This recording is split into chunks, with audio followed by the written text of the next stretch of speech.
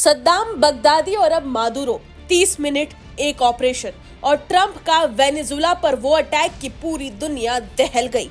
30 minute में Venezuela में आधी रात को जो हुआ वो किसी हॉलीवुड फिल्म की स्क्रिप्ट से कम नहीं था।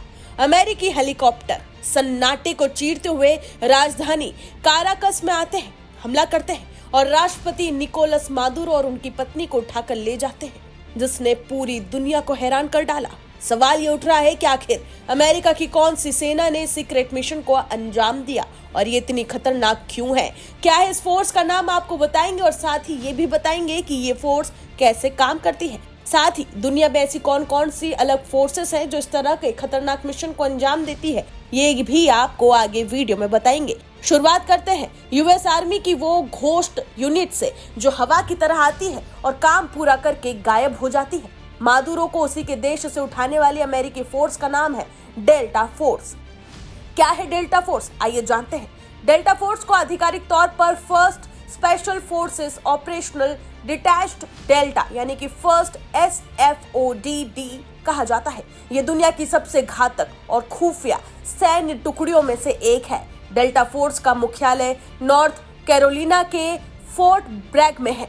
इसकी स्थापना 1977 में कर्नल चार्ल्स बेकविथ ने की थी। वो ब्रिटिश स्पेशल फोर्स SAS के काम करने के तरीके से इतने प्रभावित थे कि उन्होंने अमेरिका के लिए भी वैसी ही एक यूनिट तैयार की। ये यूनिट आम युद्ध नहीं लड़ती, इसका काम वहां शुरू होता है जहां सामान्य सेना फेल हो जाती है।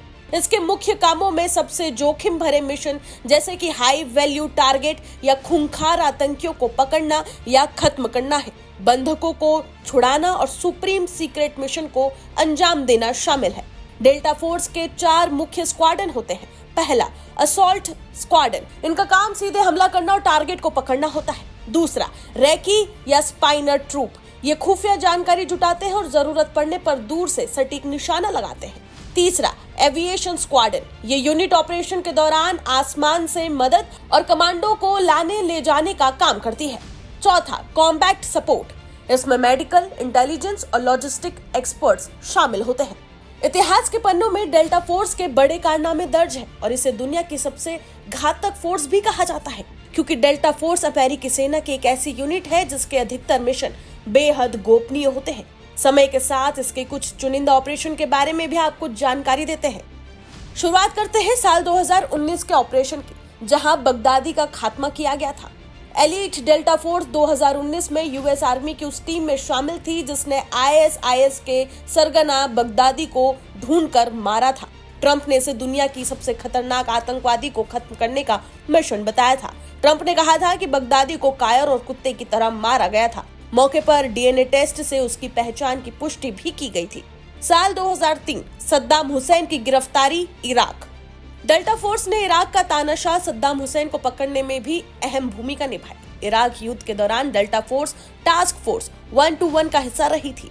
वहीं 13 दिसंबर 2003 को ऑपरेशन रेड डॉन के तहत उसने सद्दाम हुसैन को तिक्रित के पास एक स्पाइडर डोल यानी कि गड्ढे से पकड़ा था।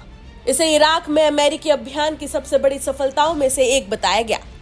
वहीं बात करें साल 2001 की, तो ओसामा बिन लादेन की तलाश में अफगानिस्तान में भी इस फोर्स ने अपना काम किया था।